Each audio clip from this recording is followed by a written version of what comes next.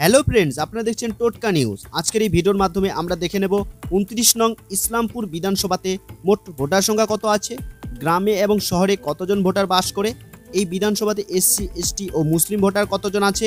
তাছাড়া আমরা দেখে নেব এই বিধানসভাতে 2021 বিধানসভা ও 2024 লোকসভা ভোটে কেমন ফলাফল হয়েছিল। তাহলে আসুন এক এক করে সব দেখে নিই।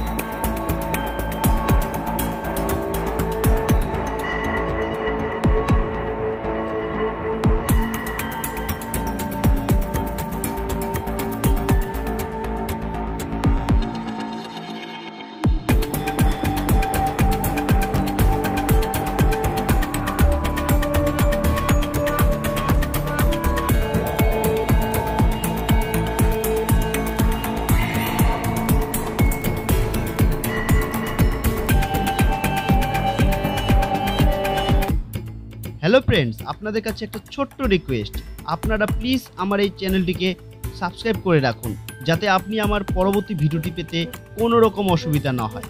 আর হ্যাঁ, আপনারা অবশ্যই জানান আপনি কোন বিধানসভার অন্তর্গত এবং কোন দলকে সাপোর্ট করেন, জানান আমার কমেন্ট বক্সে।